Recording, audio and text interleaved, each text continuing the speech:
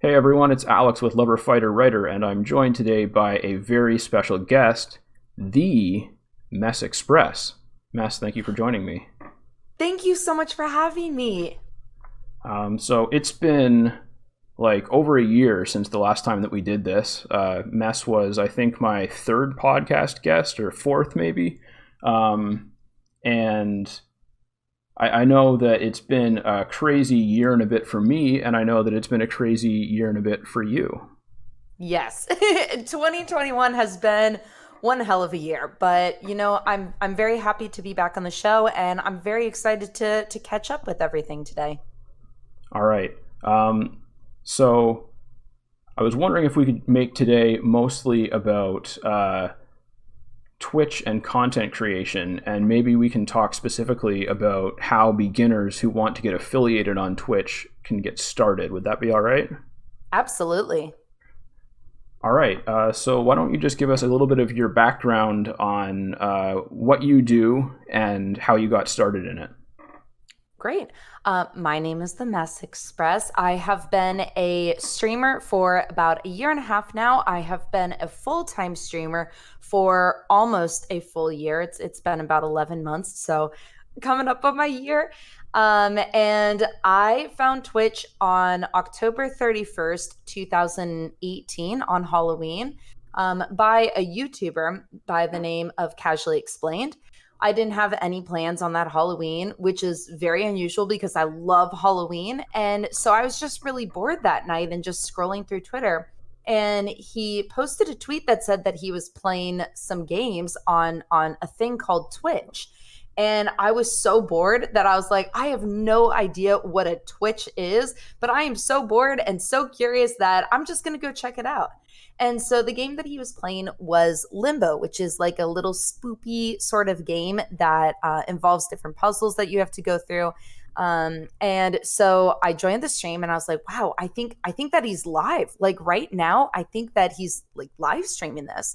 And so I was watching him go through these puzzles for a little bit. And I started to get really frustrated at him because I was solving the puzzles significantly faster than he was solving them. And so enough became enough, and I decided to make a username called the Mess Express to essentially backseat game him before I even knew what video games were, before I even knew what backseating was. I had never played video games growing up, so this was a whole new world to me. Hmm. I never played any of the classic games like Minecraft or Skyrim or Mario games or any sort of video game. I never ever touched. The closest that I got to playing a video game was when I would go over to my friend's house and play a round of like Rock Band. Like that was my knowledge of video games. Um and so I went on there to backseat game him, and he instantly, took notice to my username. There were very few people in chat, so he was able to read everyone's comment. And at the end of the stream, I was just like, wow, that was really amazing. That was so much fun. And so then the next day I went back again. And the next day I went back. And through time, I started forming some really, really strong friendships in that community. So over the next year and a half, as my friendships in that community are starting to grow stronger, they really started urging me to stream and like learn how to play video games. And I was like, I've never played video games before, but they always talk about these different video games, and I didn't know what they were saying. They're like, yeah, did you hear this new patch or this new DLC? I was like, I don't understand any of that. But I really wanted to be able to share with them. I wanted to be able to talk to them about that kind of stuff. And so enough became enough, and I was like, you know what? I want to learn about video games. And so my very first video game that I learned was StarCraft 2, which is a very, very, very steep learning curve. And so I learned that, and they really, really pushed me to start streaming. And so I was like, yeah, you know what? I'll give it a try. And once the pandemic hit, I was like, all right, now I'm going to start streaming. And I set a start date. I told all of my friends about it, that, hey, this is the day that I'm going to start streaming. And then I never looked back. I started on April 19th of 2020. And then I was able to go full time that following February 2021. Wow. Yeah. So I mean, you grew on Twitch very rapidly, especially right out of the gate. So you kind of just got into that a little bit, how you did it by, being part of a really engaged community, and by setting a start date and committing to it, and telling everyone that you thought would be interested.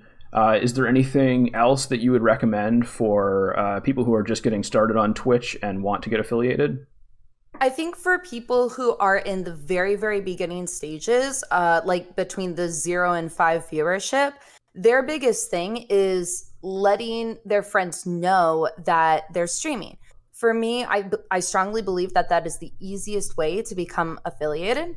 If Mm-hmm. you tell enough of your friends, like, I'm not just saying like posting on Facebook or posting on Twitter, making a general announcement.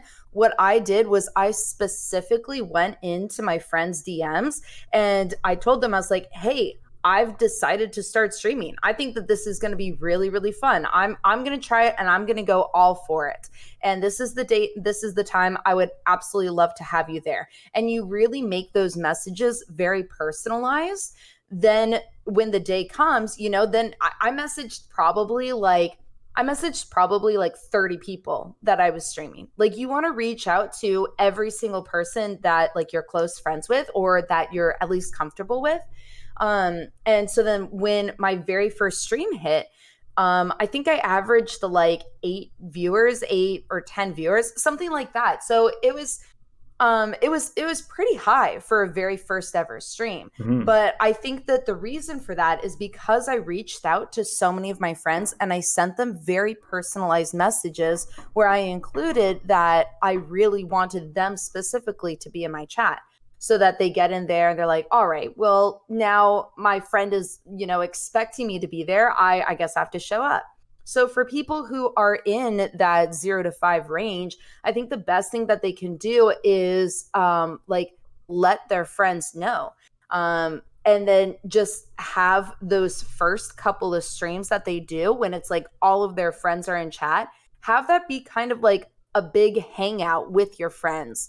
Like, I think a really, really big mistake that a lot of beginner streamers do is when they start streaming, they instantly put themselves into like big streamer mindset. And when you only have like 10 average viewers, you can't do that. Like, you can't expect chat to be flying. You can't expect to not be able to read all the messages. You can't expect people to try to make conversation with you. As a small streamer, as a small streamer, the weight is on your shoulders to be creating that kind of conversation, to be creating that sort of community, if you will, or that vibe, that sense of, okay, here's what we're going to talk about. Okay, let me ask you guys the questions. Like, you put chat as sort of the VIP. Like, you're the one interviewing them. You're the one asking them questions. So when your friends come into chat, you can think of it more as like a hangout with them where, you're asking them, oh, what are you doing right now? What's a game that you're really into? Wow, what would you do if you lived in this world of this game?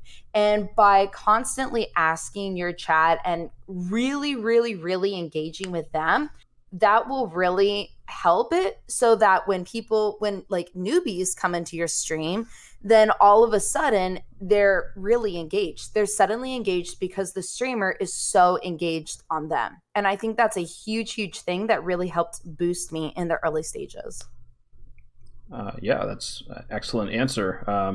I see you do this all the time. Or, I mean, I'm not in your stream that often, not as often as I'd like to be, but I can really see you putting into practice that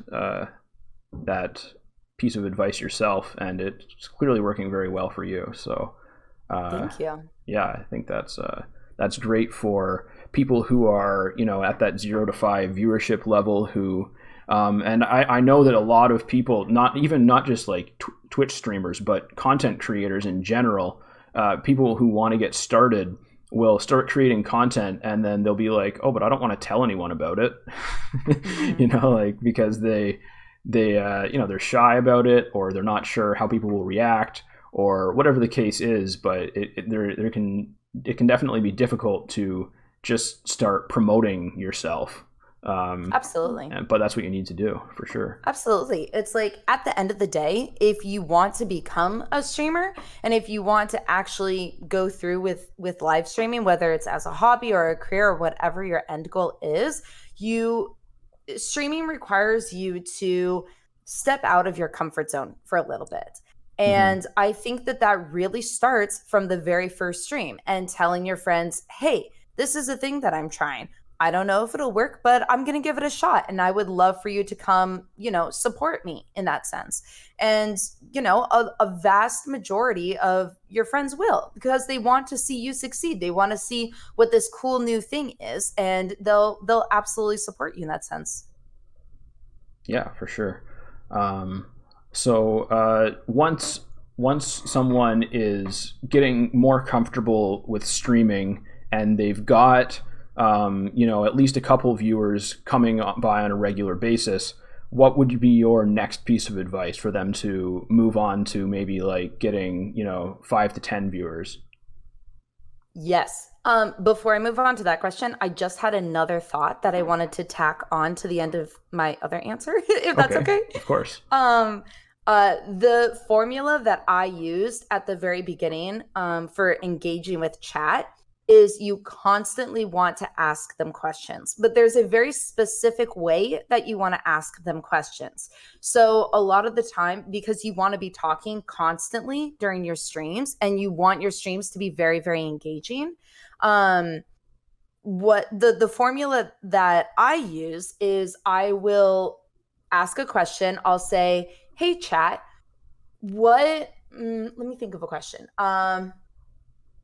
Hey, chat, how would you feel if you had to live in the world of Terraria? Like, what would your feelings be on it? And how well do you guys think that you would survive? And so immediately after I ask them a question, I answer the question myself. Then I say, you know what? I would be really excited to live in the world of Terraria because look at all these cute bunnies. They're everywhere and they're just so fluffy looking. And then I can just build my own homes. I don't have to pay any taxes and I can make whatever I want to make. And what that does is by me answering, it gives everyone in chat an opportunity to respond. So as they're typing out their answer is when I'm saying my answer. But then also another thing on top of that is after I tell them my answer, it gives them another thing to comment on. So if they're like, wow, you like the fluffy bunnies, there aren't any fluffy bunnies or, something like that. And so it gives them more of an opportunity to speak and engage with you. And then the final part of the formula is to then go through and actually read all of the answers that people say for whatever question it was. And then you engage with what their answers are like, oh yeah, I totally agree with that. I think that that's really cool. Or, I'm not entirely sure I would really enjoy a root beer float or whatever it is that their answer is. And creating some sort of engagement and dynamic with every single comment will really help build stronger relationships with all of your viewers. Yeah, that's really, really smart. It almost reminds me of, or I mean, not the actual chatting with people part, of course, but the asking questions and then answering it yourself. That kind of reminds me of like radio DJs. That's I think one way that they can create engagement. And it's been a long time since I listened to the radio, but that's something that I remember from the days when I did. So that was a really, really great point to add. Do you want to move on to how people can grow further from like 5 viewers up? Yes. Yes, absolutely. So once you establish your just a couple viewers, like mainly your friends and maybe a couple others, I think the next important thing to start looking at are your panels, your graphics, your thumbnail, the titles of your streams, different profile picture that you might have, and just the general vibe and overarching theme of your entire stream. So what I mean by that is your panels in your about section. You don't want to have it where it's super, super text heavy, but you also want it to be really informed. You want it to be eye catching, but you don't want it to have too many colors to where it burns people's retinas. You want to have a general color scheme. So you don't want to have all of your ideas being in all these different sections. It's a lot. It's a lot to take in and to learn about, graphic design and art and different things like that. And it's definitely a lot. But if you're able to get it right and really, really finesse that aspect of your channel, then you'll be able to start grabbing in a whole bunch of new people into your channel. So one of the biggest things that I recommend to people are their thumbnails. And so what I mean by thumbnails is when you go to the browse section on Twitch and you start looking at all these different streams, it's how your stream looks comparatively to everyone else's. So if you go to for example, let's say we'll Terraria, because I'm playing Terraria a lot. If you go to the Terraria category and you're looking, you're like, wow, I wonder which stream I want to watch. Well, because the streams are so tiny, you want your stream to really stand out. So if you just have a static image of the gameplay, no one's really going to click on your stream, because what distinguishes you from the next person who just has a static image of the gameplay, right? And so having some sort of colorful overlay or having some sort of border around your stream. The biggest thing that I can recommend is having a super colorful border around your own frame. So in my streams, for example, I have a little Christmas frame going around me, and I also have Christmas lights on my border. And I have that border pretty thick. It's super thick. And the reason for that is because then when my stream gets minimized and you're looking at it on the browse page, that border specifically really stands out. And the first thing that people will look at is what's inside the border. And, because I'm usually laughing, I'm usually having a lot of fun on my streams, the thumbnail is usually a screenshot of me laughing and me smiling and me enjoying my time. And so people are so much more likely to engage with your streams and connect with your streams if they can see a clear picture of your face. And if your thumbnail itself looks really eye-grabbing. Similarly, also with your titles and your thumbnails go hand in hand, and they are two incredibly, incredibly important aspects of your stream. So if your stream title says something very, very vanilla, like, oh, playing more Terraria today, it's like, okay, I mean, that's an okay, it's an okay title, but it doesn't tell me anything about you as a person, and it doesn't tell me anything about what to actually expect with the stream. So for me, my streams are very much fun, giddy, lighthearted, and I try to reflect that in my stream titles as well. So my stream titles, I always try to keep them light. I always try to have some sort of really silly joke in there, or something really punny, or something that relates to what's happening to me in my life, or something that's happening to the game specifically. And by having those two different pieces, I think that you can really, really, really help propel your stream forward from past that 5-viewer stage. Awesome. Yeah. And one thing that I would add here, which you can, of course, weigh in on what you think. But for someone like me, if I wanted to grow on Twitch, I think I would need to outsource a lot of that stuff that you're talking about, like I'm not good at design, so creating panels and creating emotes and creating an overlay would be really difficult for me to do on my own, and it probably wouldn't look good. So I would just say, there are a lot of free and affordable resources out there that you can use to create or get someone else to create these kind of assets for you. Absolutely. Yeah. Absolutely. There are resources everywhere. And I think that that's something that is so great about streaming specifically is that there are so many resources available for people. They just have to look for it, really. Yeah. There's so many great communities, specifically related to Twitch, that there's lots of people that are willing to help and just give you advice. So yeah, that's key is I guess is being able to ask for help and being able to look for stuff outside of just what you can do on your own. Absolutely. Yeah. I remember, I mean, I'm not good at graphic design either, but my very first panels, they literally, it was a black box with just a little tiny teal frame. And on the inside, it just said about. Like, that's how simplistic my very first panel was. And I mean, it worked. I had that for, the first couple of months.